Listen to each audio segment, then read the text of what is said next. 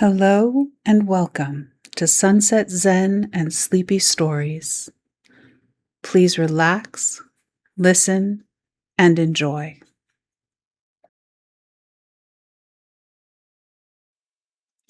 The Tides They Keep. A story from Heron Inlet. The ocean does not care what you have been through. This is one of the things that Thomas had always known, but had never, until recently, found comforting. The ocean simply continues. It sends its waves in from wherever waves come from, thousands of miles of gray Pacific, unwitnessed and indifferent, and they arrive at the shore the same as they always have, spending themselves completely against the sand, the stone, drawing back and then just doing it all again. It does not matter what is happening on land. The ocean does not adjust. Thomas had driven up from Portland on a Thursday in November, when the light was thin, and left early. He was 53 years old, recently stepped back from a career that had required him to be decisive and certain, and always slightly ahead of what was coming next. And he found now that it was over, that he did not know what to do with his hands. They wanted to be holding a phone, or signing something, or pointing at a spreadsheet projected large on a wall while other people wrote things down. Instead, they just rested on the steering wheel, a little lost, as the highway gave way to smaller roads and the fir trees closed in on both sides, and the sky became a low pewter ceiling pressing gently down on everything. His daughter had found Heron Inlet. She had sent him the link with a message that said simply, "Dad, go here, please." And because she had said please, and because he had nothing else in particular to do, he had gone. The lane to the house was unpaved and wound between alders whose bare branches arched overhead, threading together, making a kind of tunnel that dripped. His car's navigation had given up some miles back. He followed a hand-drawn map that had arrived inexplicably in his email the morning after he'd made the reservation. Just a scan of something drawn in pencil, with landmarks noted in a looping cursive hand. The fallen madrone, the fork where both ways look wrong. Take the left one, the gate that is always open. He found all three in order, and then the house appeared at the end of the lane, and it was exactly what it was. Old and cedar-sided and deep-porched, with lights in the windows throwing squares of amber into the wet gravel, and smoke coming from the chimney in a soft, unbroken column, and the sound, which he had not expected, of the ocean, low and continuous, just beyond the tree line to the west. A sound like the world breathing. Marin met him on the porch with an umbrella she didn't use for herself, just held over him while he got his bag from the trunk, which he found both practical and quietly touching.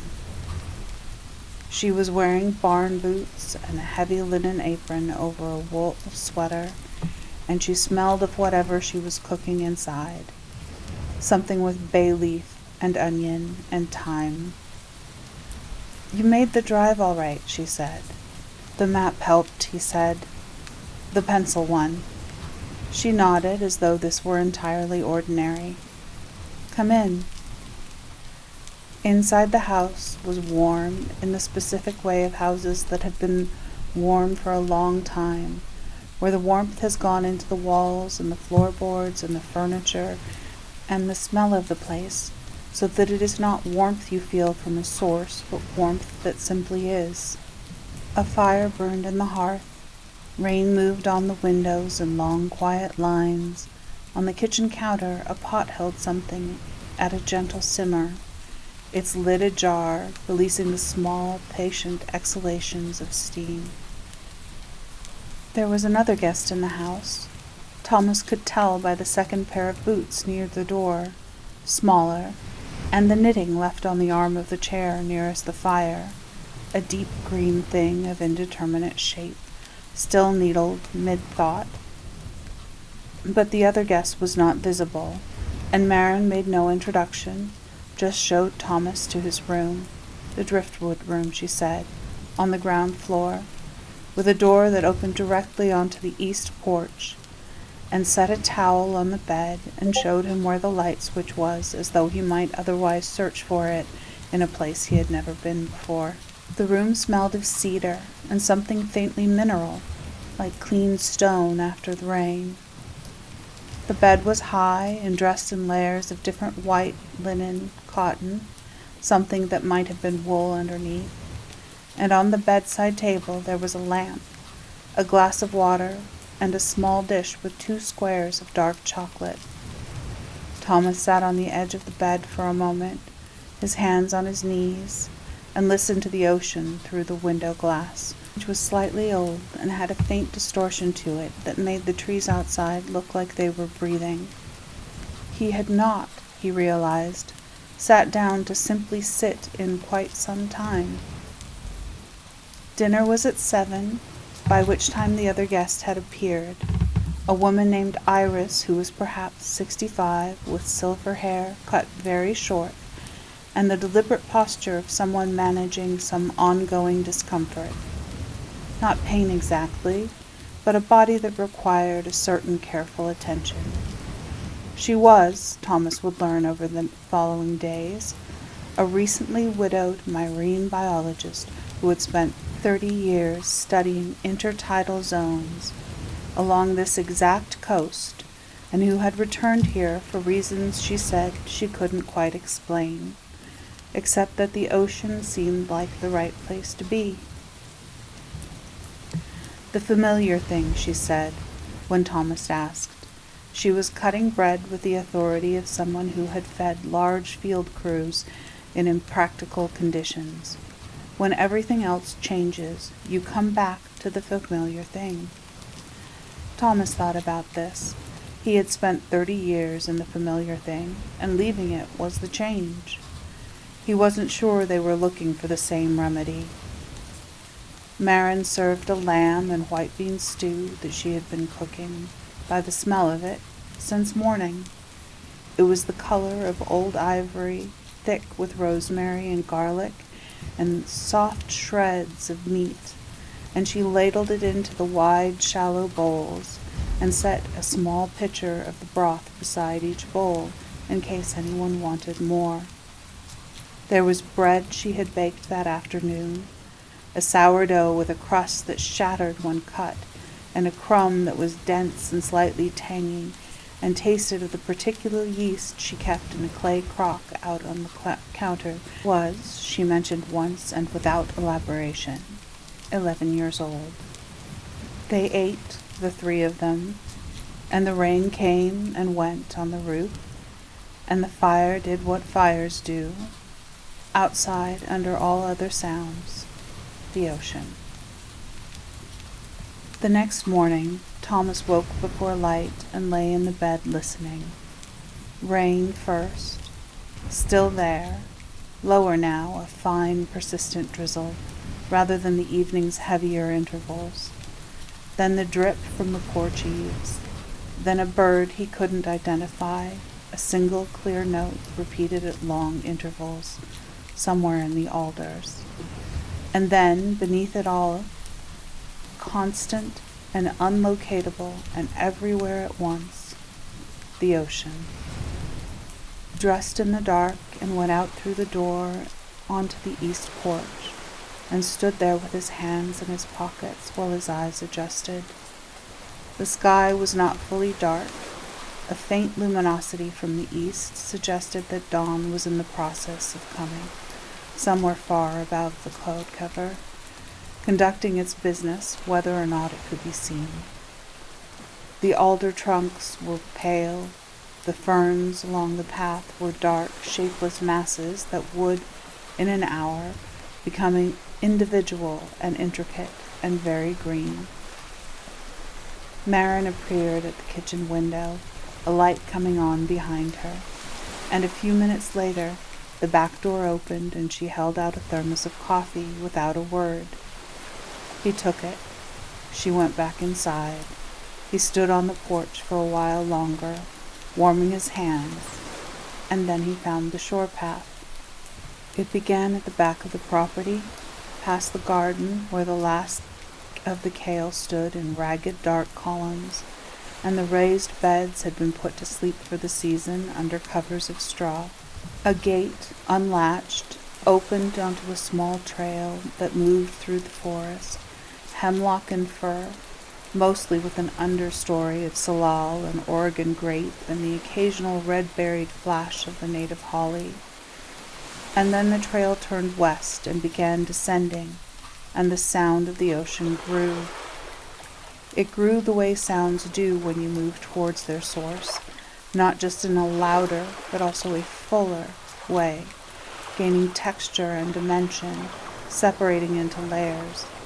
There was the low, underlying roar, which was not quite a roar, but something more complex, a kind of organized turbulence that came from every direction at once, and within that were individual waves, the building approach, which you heard as a deepening, and then the break, which was both a crash and a hiss, and then the long pull-back of water over stone and gravel, which was the most beautiful sound, a sound like everything exhaling together. The trail broke from the trees onto a narrow beach, dark sand, almost black in the low light, strewn with the wreck of recent storms, kelp in long dark ribbons, some of it still holding its gas-filled floats, which were the color of old jade, driftwood in pieces ranging from finger-thin branches to the enormous root balls 10 feet across, silver gray, stripped of bark, worn to an unlikely smoothness. Mussel shells, mostly open, their insides the color of wet twilight, a rope of uncertain origin looped around a stone. Thomas walked. The beach ran perhaps a mile before meeting a headland of dark basalt, where the waves hit hard and sent spray 20 feet into the air, in tall white columns that caught what little light there was, and briefly, for a moment, were almost luminous. He walked to the base of the headland and stood there with the spray on his face, and watched a set of waves come in, 3, then a pause, then 2 more, then a long pause, then a larger one that dwarfed what had come before, and hit the rock with a sound that he felt in his sternum. He thought, standing there, this has been happening since before there were people to stand here and watch it. And then he thought, it will keep happening after.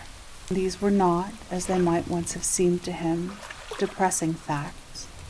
They were, this morning, on this beach, with the spray on his face, and the coffee still warm in the thermos, and the ocean doing its enormous, unceasing work, something closer to a relief.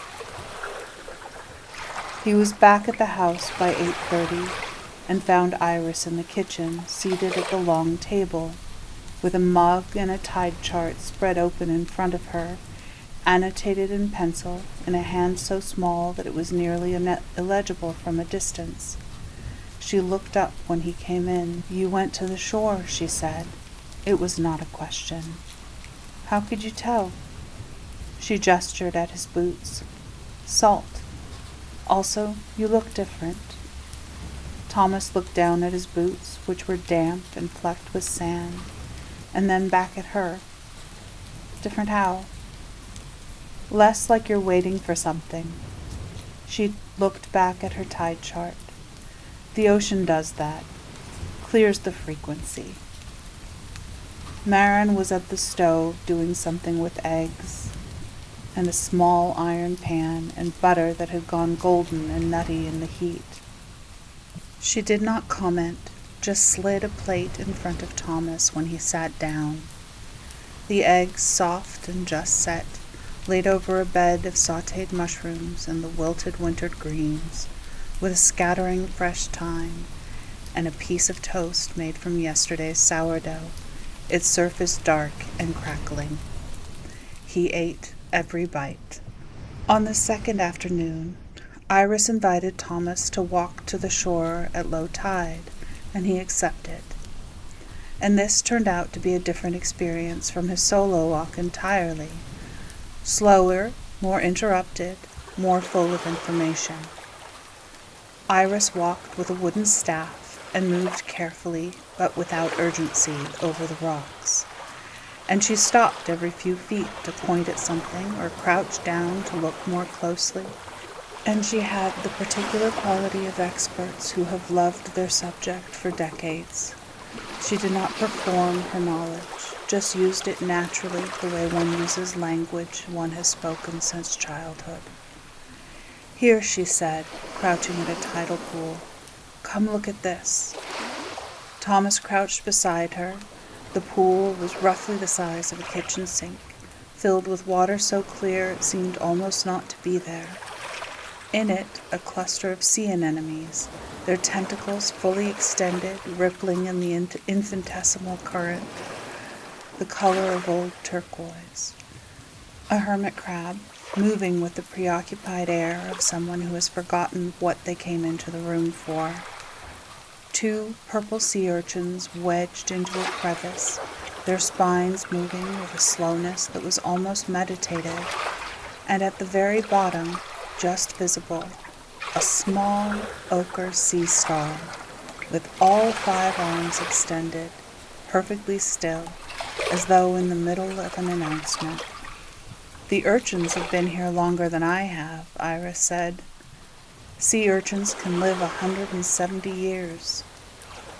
Thomas looked at the urchins. They continued not to care. "My husband and I used to count the sea stars," Iris said after a moment. Her voice was even, informational. "Before the wasting disease. There were thousands of them. You'd walk a low-tide beach and it was like they were everywhere. All colors, like something had spilled." She paused. "Most of them are gone now. These ones, the ochre stars, are coming back slowly. Some populations, some places." She stood up using the staff and looking out at the water, which was gray-green today and moving with a visible current, white caps far out, the swells coming in on a diagonal from the southwest. "Coming back slowly," she said again, not sadly exactly, just as a fact she was making peace with. The rain came harder then, briefly, and they pulled their hoods up and kept walking. And Iris showed him the difference between barnacle species by their shape, and where the black oyster catchers nested in the summer, and what the patterns in the sand told you about the direction and speed of the last tide. Thomas found himself genuinely paying attention, not the performed attention of meetings, the nodding and the note-taking, but the real kind where you are simply interested in what is in front of you. Halfway back along the beach, they passed a piece of driftwood, a cedar log, enormous, its root ball taller than Thomas, its root fingers spread wide and white and reaching in all directions, as though grasping at something that wasn't there. In a hollow at the base, someone had left a small arrangement. 3 stones placed carefully, a sprig of dried yarrow, a mussel shell propped upright so that it caught the sky inside it. Thomas stopped and looked at it. "Marin," Iris said simply, and walked on. That evening was the first evening it did not rain. The clouds broke after dinner, and the sky went through a sequence of colors that Thomas would not have been able to name. Something between pewter and rose and the particular blue that exists only for a few minutes before dark. And then the first stars appeared, and then more, and the inlet in the middle distance held the sky in it and doubled it, so that there were stars above and stars below, and the line between them was only approximate. Marin brought blankets to the porch. She did not stay, but went back inside, and Thomas and Iris sat in the 2 wooden chairs and looked at the sky without talking for a long time, which Thomas found, somewhat to his surprise, entirely comfortable. "I don't know what I'm going to do next," he said eventually. He was not sure if he was saying it to Iris, or to the sky, or to the inlet, or to no one in particular. "Neither do I," said Iris. A pause, somewhere below the tree line, the ocean, above, the stars thickening. "Is that frightening?" Thomas asked. Iris considered for a long moment. "Less than it was," she said. "I think I'm getting better at not knowing." The clouds came back sometime in the night, and by morning the rain had returned and the stars were gone, and Thomas felt not disappointment, but somehow relieved, as though the world had been briefly opened and then gently closed again. The kitchen was the center of the house, the way the sun is the center of a solar system, everything oriented towards it, everything deriving something from its warmth. In the mornings it smelled of coffee and toast and the herbs hanging from the lower beam above the counter. In the afternoons it smelled of whatever was being prepared. In the evenings it smelled of the meal itself, layered with the smoke from the fire and the particular sweetness of a kitchen in continuous use, where the flavors of many days had accumulated in the walls, and the wooden counters and the heavy cast-iron pans hung on their hooks beside the stove.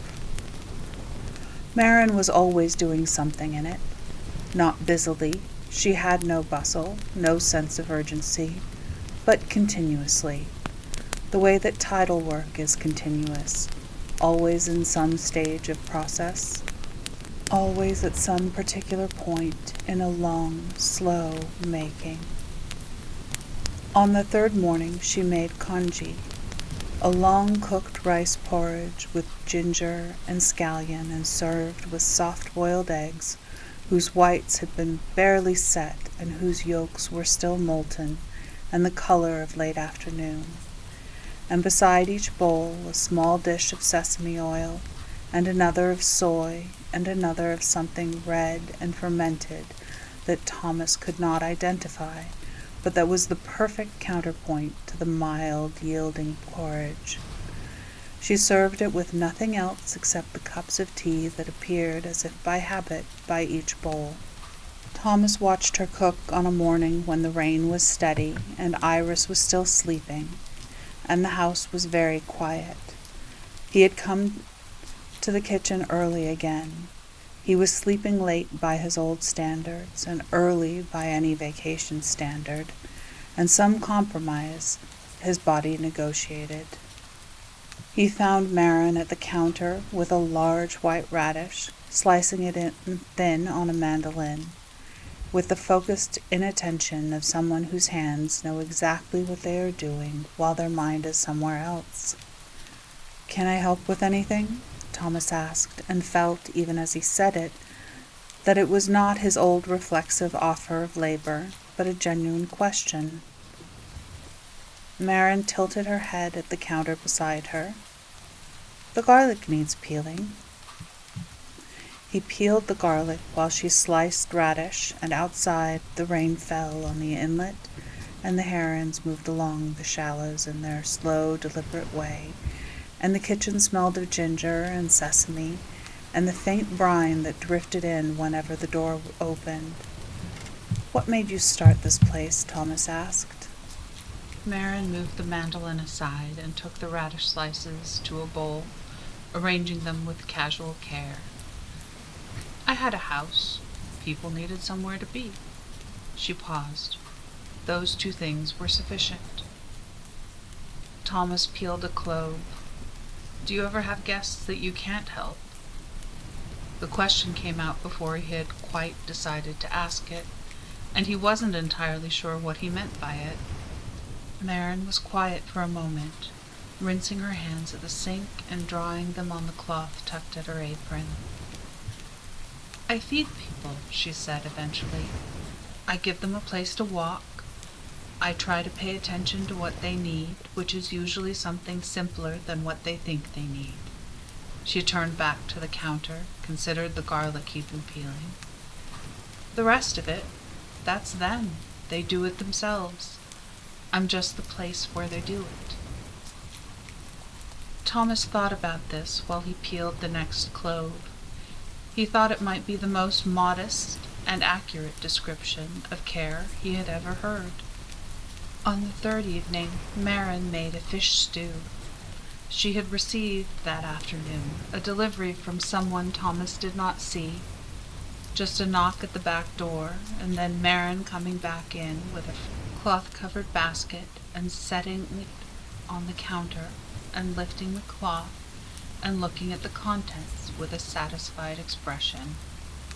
Rockfish, it turned out, and a handful of manila clams, and a small crab that had been cooked and cleaned and was already extracted from most of its shell. The stew took most of the afternoon to build its foundation.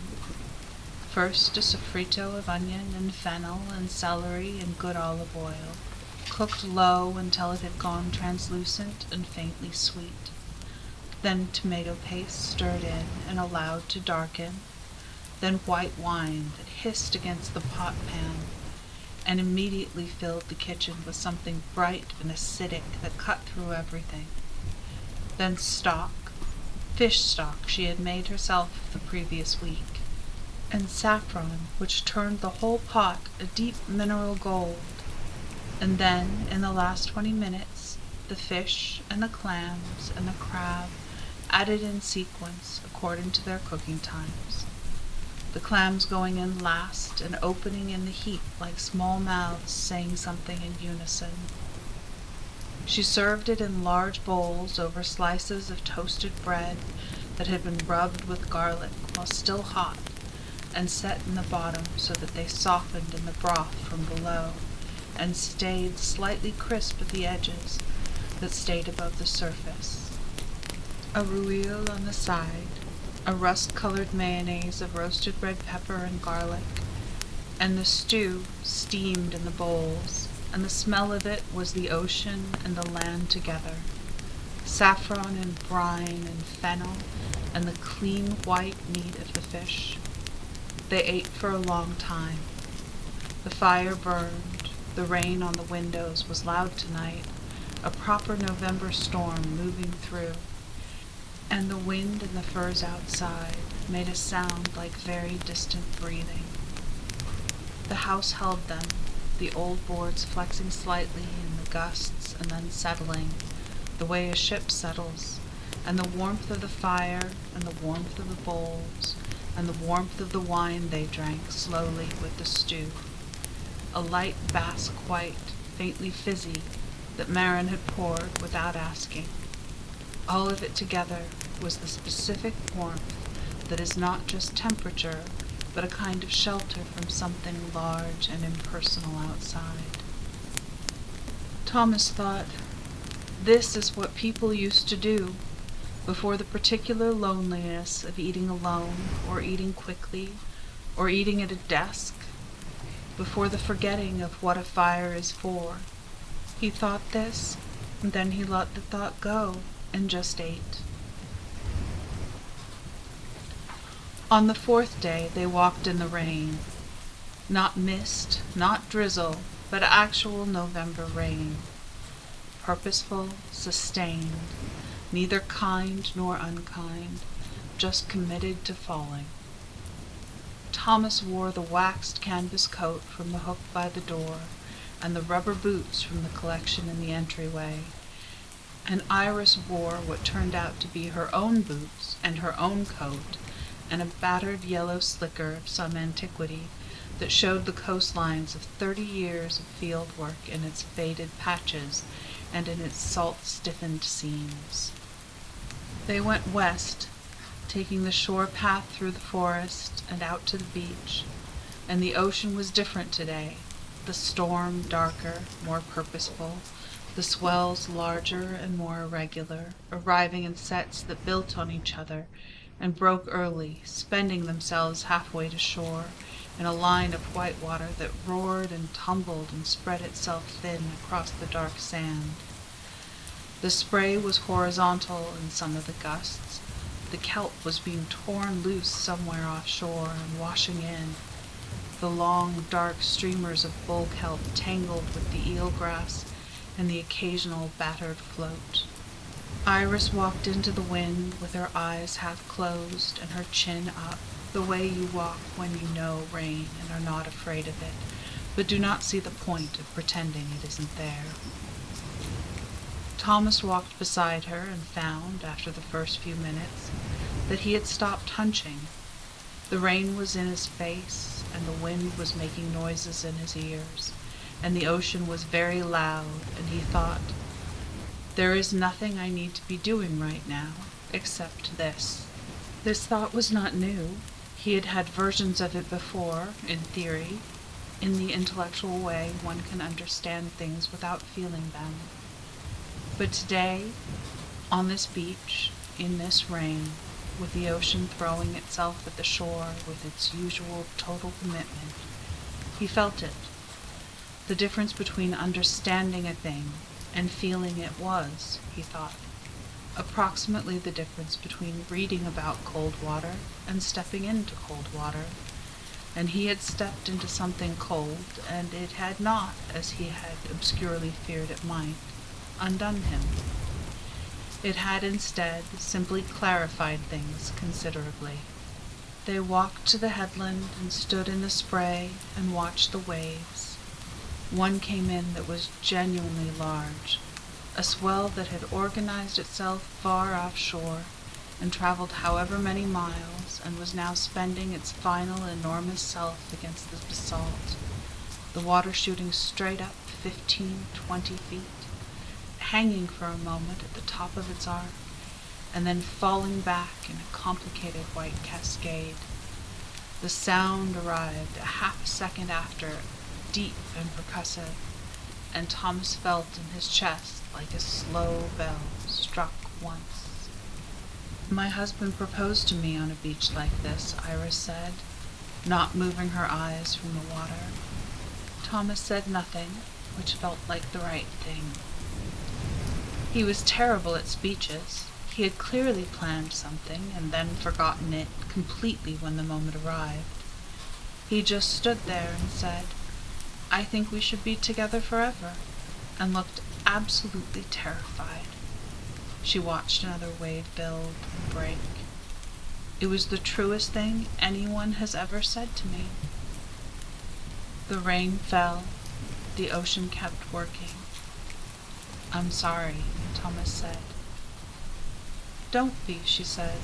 "It was 40 years. 40 very good years." She looked at him briefly, sideways. "The grief is real, but so were the 40 years. I try not to let the one make me forget the other." They stood there a while longer, and then turned and walked back, into the wind now, the rain on their backs, and the trail through the forest was dark and dripping. The fern fronds had been beaten down by the storm, so they lay flat and dark against the trail, and overhead the hemlocks moved in the upper gusts, in long, slow, sweeping arcs, and far below the sound of everything, the ocean persisted, as it does. Marin had a fire in the living room when they got back, and dry socks somehow on the hearth, and tea, with its woodsy herbal smell, passion flower, and oat straw, and things she didn't name. She brought them each a cup without asking, and went back to the kitchen, and they sat by the fire and let their clothes steam gently on their bodies, and said nothing, because nothing needed to be said, and the fire made its small adjustments, and the storm moved over the house and went on east, and eventually they heard Marin's knife on the cutting board, a soft rhythmic sound from the next room, and the smell of something beginning. On the fifth morning, Thomas slept until 9, a fact he discovered when he looked at his phone and found it so extraordinary that he looked again, and lay in bed for another 20 minutes just listening. The storm had gone. What remained was the sound of water dripping from every surface, the slow percussion of a world wringing itself out, and underneath that, the ocean. Lower this morning, the tide having pulled back, the waves arriving more gently on the exposed flats with a soft shushing sound that was almost domestic.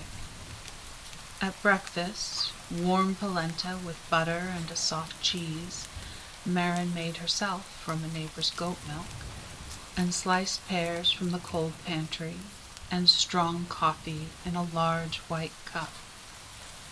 Iris was in a specific sort of mood that Thomas was beginning to recognize. Present, but inward, still processing something from the day before, moving through it. He left her to it and looked out the window at the inlet, where the receding tide had exposed a long bar of dark sand, and the birds were out in numbers, sandpipers working the water line with their rapid, precise steps, and dunlins moving in loose flocks that turned and banked as one. The 3 great blue herons stationed at intervals along the bar like a deliberate arrangement. Marin sat down across from him for a few moments with her own coffee. She did this sometimes, briefly, between tasks, and they looked at the herons together. "How long do they stand like that?" Thomas asked. "As long as it takes," Marin said. He thought about this. "I've been bad at that, at waiting." "Most people are," she said, without any judgment in it, just as a fact about most people, especially people who have spent a long time being in charge of things. Waiting feels like not doing, but it isn't. "What is it then?" She considered, watching the herons. "It's paying attention in a direction you can't control." One of the herons struck suddenly, the movement almost too fast to follow, and came up with something silver, tilted its head back, swallowed, and returned to its absolute stillness, as though nothing had happened. "Oh," said Thomas. Marin stood up and went back to the kitchen. That afternoon he walked alone for 3 hours. He walked the beach first, and then found a second trail that branched off the shore path and climbed into the forest behind the headland. Up through the old growth, where the trees were enormous, and the canopy absorbed most of the sky, and the ground was deep, soft mattress of fallen needles and dust that made every step slightly springy and quiet. The trail climbed to a point above the ocean, and turned south and ran along the bluff, and through the gaps in the trees he could see the coast stretching away, headland after headland in the gray air, and the ocean below them all, never still. He walked until his legs ached pleasantly, and his mind had stopped its endless reviewing. The decisions he should have made differently, the things he should have said, the particular anxiety of a person who has defined themselves by their usefulness and is now learning that they are also, separately, simply a person, and had arrived at something quieter. Not emptiness exactly, more like the interval between thoughts, which he had not noticed before, and which turned out to be a quite comfortable place to be. On the way back, he came down to the beach at the far end and walked the shore home, with the evening light coming in low and horizontal from the west, turning the wet sand into a mirror and laying long lines of gold across the faces of the waves. He watched his own shadow stretch out ahead of him, enormously long, reaching all the way to the base of the cliff, and thought, I have not thought about work in 4 hours. And then, a few steps later, I am not going to miss it the way I thought I would. This was not a small thing. On the 6th evening, his last, and Iris's last, and the night before the world would resume its regular dimensions, Marin made a long ceremonial dinner. It did not announce itself as ceremonial. It simply, as always, whatever the day had suggested and the season had provided. But it took the full afternoon to make, and the table was set carefully with candles in short glass holders, and a small vase of late autumn grasses, and the last of some dried flowers from the garden, the whole arrangement modest enough to look accidental, but clearly not. She made slow-roasted chicken, first rubbed 2 days ago, and with salt and herbs, and left uncovered in the cold pantry, so the skin dried to a fine tautness and turned in the oven's heat to a deep mahogany that shattered at the touch of a fork. The fat had run down into the pan with the quartered onions and the whole heads of garlic, and rendered them sweet and soft, and so deeply caramelized they were nearly black at their edges. She roasted root vegetables alongside, parsnips and carrots and small beets from the garden's last harvest, each one given time and heat enough to concentrate, to become the most itself it could be.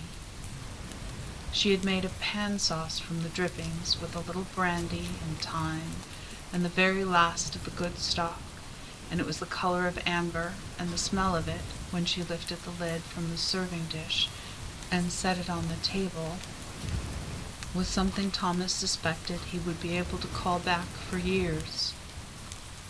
There was also a salad of bitter winter greens, radicchio, endive, and arugula, dressed simply with a good oil and the juice of a preserved lemon, and a dish of white beans that had been cooked from dry with bay leaves and a Parmesan rind, and then finished with olive oil and black pepper and a scattering of fresh parsley that was still somehow growing in the sheltered corner of the kitchen garden, stubborn and dark and green against the November soil.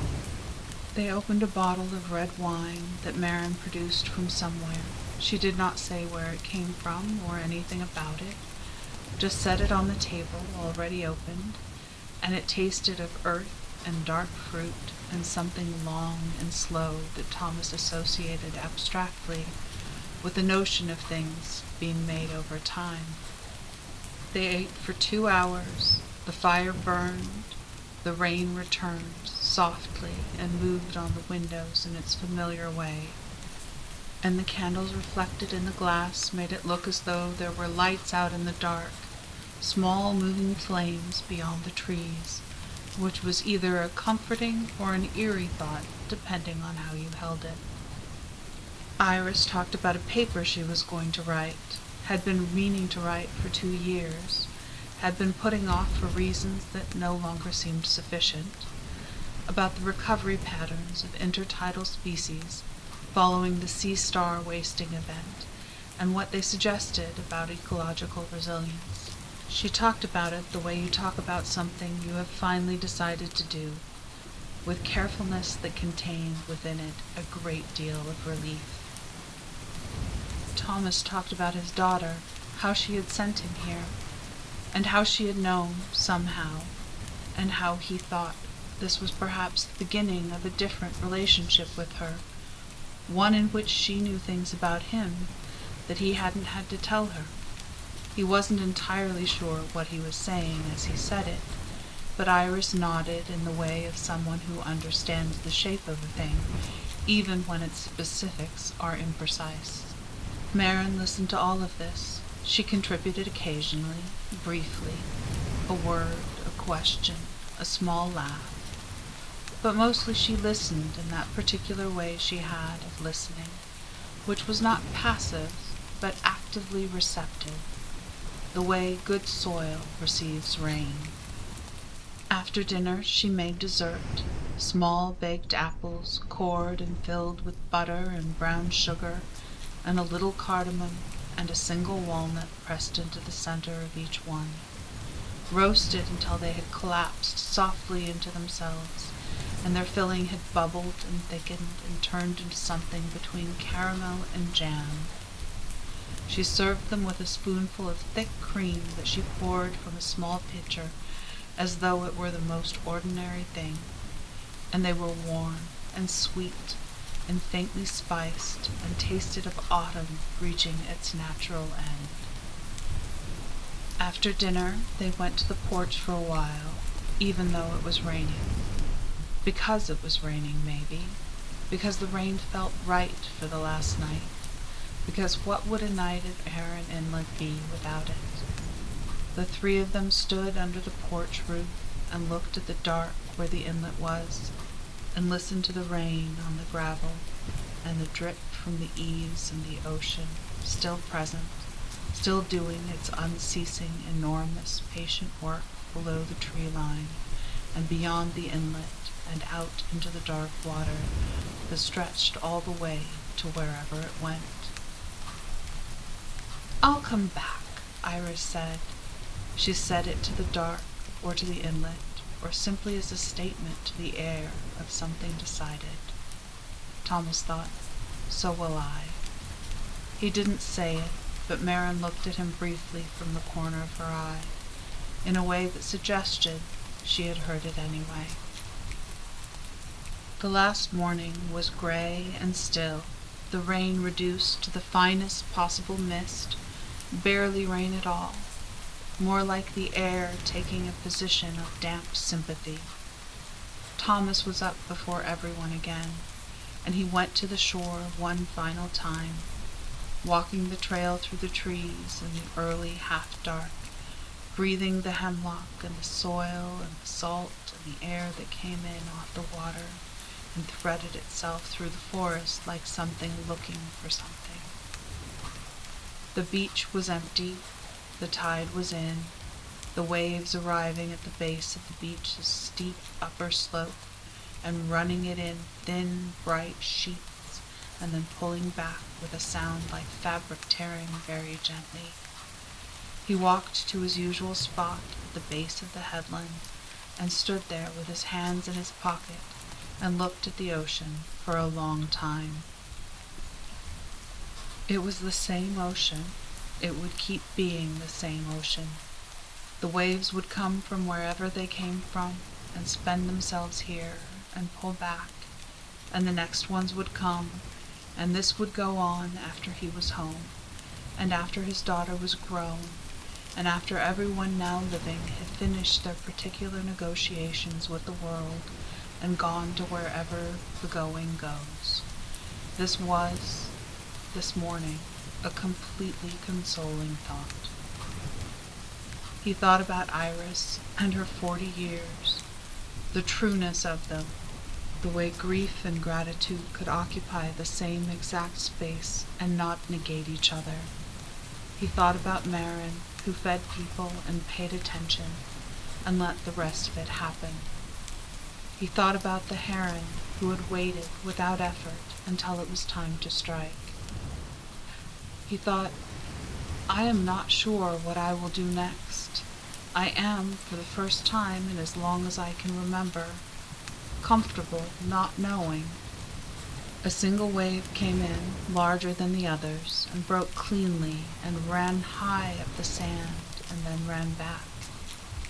And in the pulled back water, there was a brief, perfect smoothness, the sand swept clean, the surface glassy for just a moment before the next wave came. And in that moment, the sky was reflected perfectly in the sand, every shade of gray and the faintest beginning of light held there in a few inches of retreating water. And then the next wave came, and it was gone. He stood there for a while longer. Then he walked back through the forest in the mist, and the hemlocks dripped, and a varied thrush called from somewhere, its single long ringing note that sounds less like birdsong and more like a question left in the air. And the kitchen light was on at Marin's house, and the smell of coffee came out to meet him while he was still on the trail. Iris left first, her yellow slicker folded over her arm, the tide chart rolled and tucked in her bag, something decided in her posture that had not been there when she arrived. She and Marin embraced at the door in brief, uncomplicated way of people between whom things do not need to be made explicit. Iris pressed Thomas's hand and said, "Look for the ochre stars when they come back," and then got into her car and drove up the lane, and the alders closed behind her, and she was gone. Thomas loaded his bag and stood for a moment at the door. Marin was already back at the counter, doing something with dried beans, sorting through them with her fingers in that meditative way, removing any that weren't right, the sound of them against the bowl a soft, dry music. "Thank you," he said. She looked up. "Safe driving." He started toward the car and stopped. "The heron, in the lamp in the heron room? When the light is on, it looks—" "I know," she said.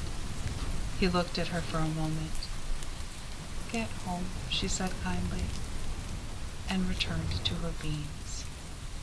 He drove up the lane in the mist, past the fallen madrone and the fork and the gate that was always open, and back onto the small road, and then the highway, and the fir trees ran alongside him for many miles, dark and enormous and dripping. He drove with the window cracked so he could keep the smell of the ocean in the car a little longer, that cold, salt, complicated smell that is not quite any other smell, and that does not, if you have breathed it deeply enough, fully leave you. And back at the house at Heron Inlet, the rain settled in again, and the fire was attended to, and the kitchen was filled with the smell of whatever was next on the long, slow agenda of the stove.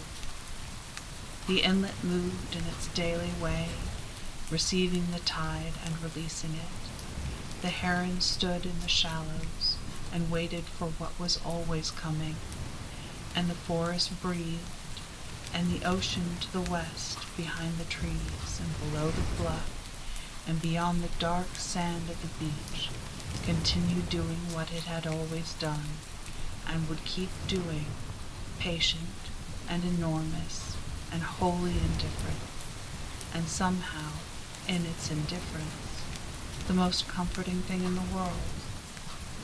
The lane was empty, the gate was open, Marin's light was on. There was always room.